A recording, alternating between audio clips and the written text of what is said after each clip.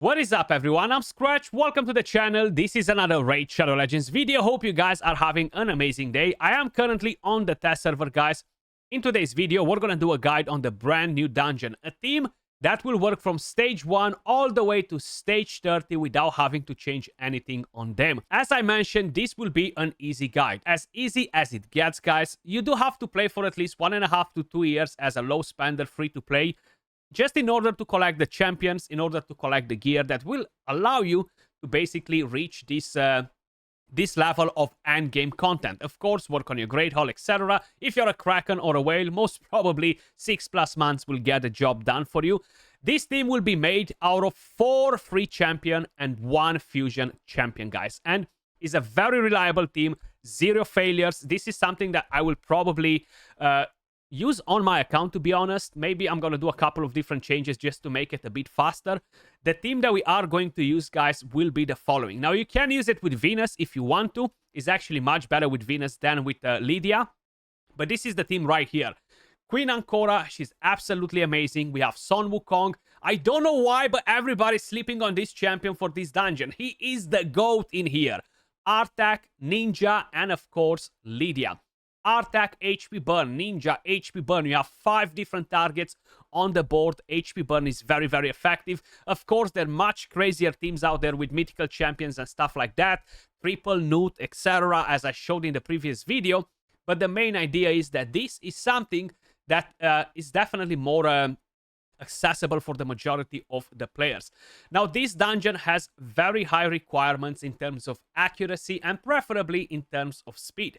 So you do require to have around 500 accuracy. That's what I meant when I said that you do need to play this for a little while. If no, you're not going to reach 500 accuracy. If you started 2 months ago, forget about stage 30 as a free-to-play player, because you're just not going to make it happen, but you can farm some of the lower stages. And of course, if you can give them some damage, is good. It's not a necessity to give them damage. If your champions will have damage, you're just going to make the run a bit faster. So let me just quickly walk you through the presets. Then I'm quickly going to walk you through the builds after we're doing a few runs. So Ancora, she does have the speed aura. She's just built on 2-turn stone skin. You don't need this. This is just the build that I have for Arena. You can remove the stone skin, and the team will still be very nice. Now, with stone skin is a bit better when the RNG is on our side.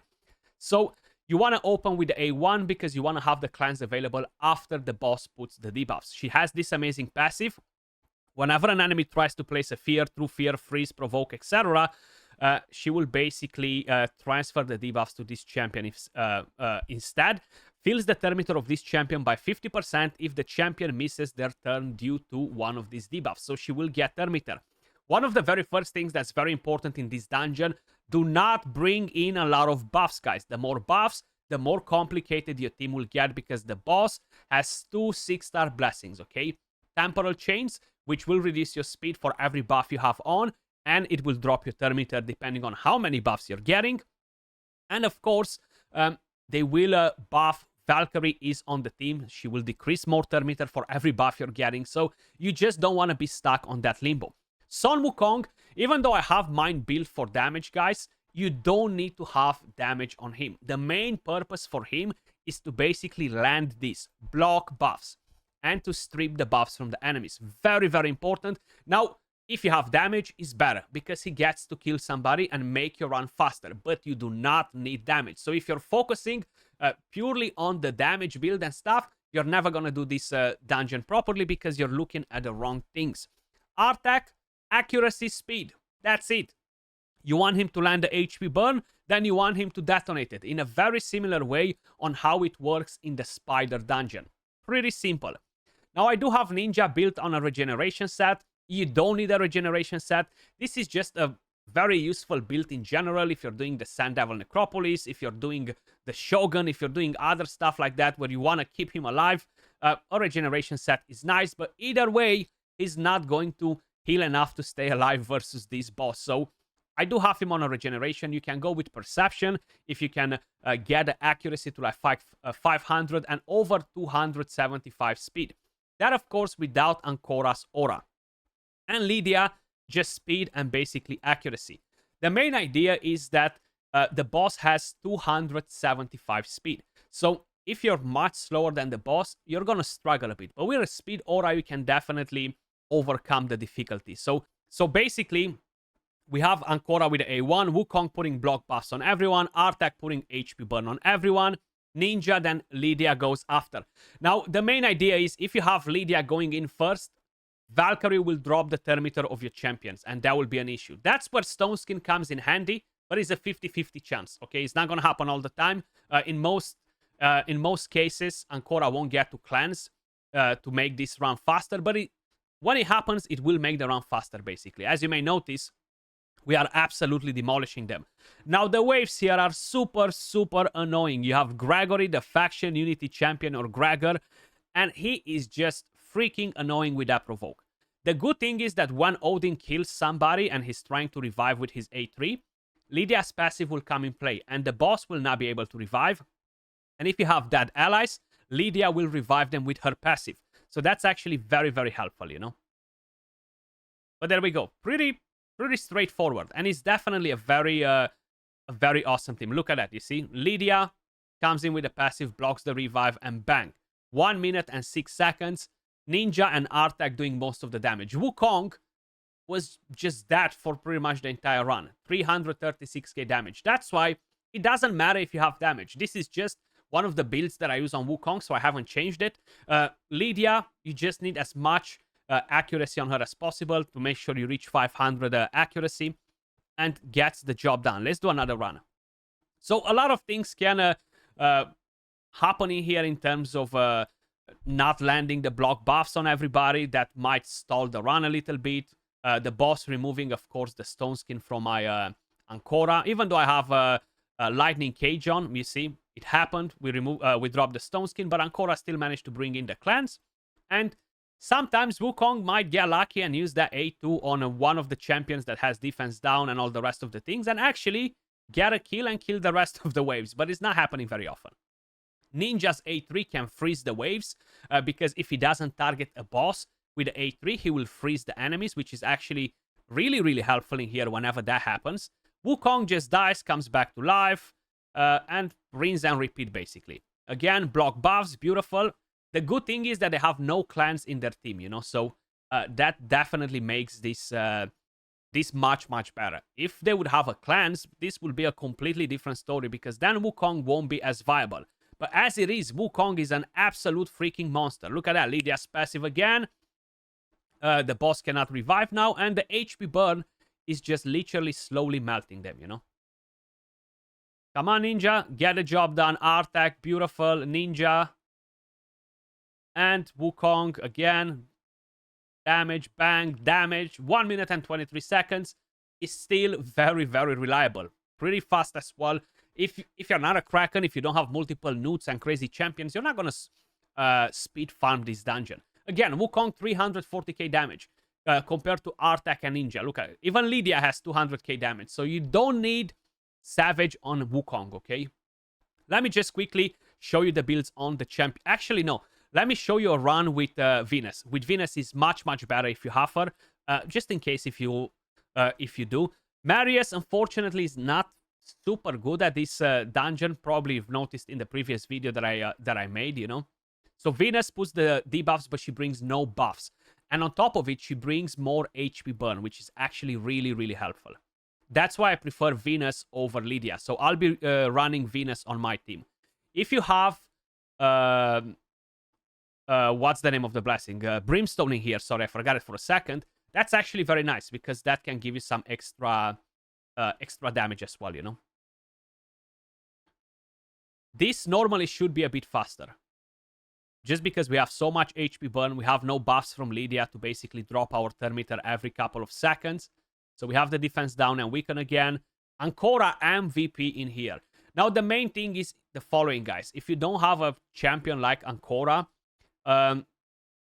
you can bring in another reviver, but you won't have a cleanser, you know. So then you probably have to drop one of the damage dealers. And to be honest, I would probably drop Ninja out and keep Artak. I feel like Artak will just give you more value because he detonates the burn as well. Now, in some cases, Ninja will do more damage like this. This one right here, for example. Either way, this is a pretty viable team that works very well. As I mentioned, is as easy as it gets because there are 4 free champions with Lydia instead of Venus and 1 fusion champion. Now, as mentioned, you do have to play the game for a while. It's not something that you're going to be able to just snap your fingers and bang, you're gonna beat stage 30. So let me just quickly walk you through all of the builds. This is my ninja. As you clearly saw it, you do not need the regeneration. I would strongly suggest you just give him 3 perception sets to give you the accuracy. If you can go with crit rate gloves, will be absolutely amazing because he will deal a bit of additional damage. Chest piece, just give him survivability. Don't go for attack and all that stuff. Total stats on ninja, we have no area bonuses whatsoever. Are the following, as you may notice on the screen: speed, accuracy, everything that matters, and of course some survivability. 278 speed, 492 accuracy. I would actually like to get more accuracy on him just to ensure that he's gonna perform better. The blessing is nature's wrath. I would strongly suggest you for this to go with brimstone. Probably you're using brimstone if you're using ninja in the Sand Devil's Necropolis. Masteries, we have offense and support, War Master as tier 6, and then just some additional things on the support like Master Hexer, Cycle of Magic, and Lord of Steel will actually help quite a bit. The next champion is going to be Ancora. I have her on 2 Stone Skin sets. As you guys probably noticed, it might come in handy, but it's a 50-50 chance. If the boss doesn't remove the Stone Skin, GG's. We can cleanse and make the run faster. If the boss removes the Stone Skin, GG's again, because she will get some Thermiter and still cleanse at some point, and we're still doing the run without a problem. These are her total stats. Just speed, survivability on her, guys. Nothing else really matters, to be honest. Masteries, we have defense and support. We actually have a timely intervention as tier 6. Blessing, I have a lightning cage. This is mainly for arena. It can help in here as well, but for arena is just to kind of like try and counter a bit Galatir. Then we have Artax, triple perception set. I do have a 5-star cruelty blessing on him, guys.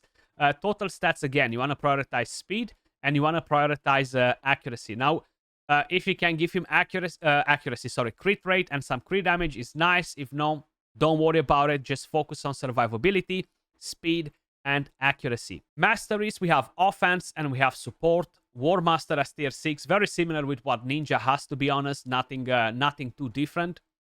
Sun Wukong, Savage and Perception.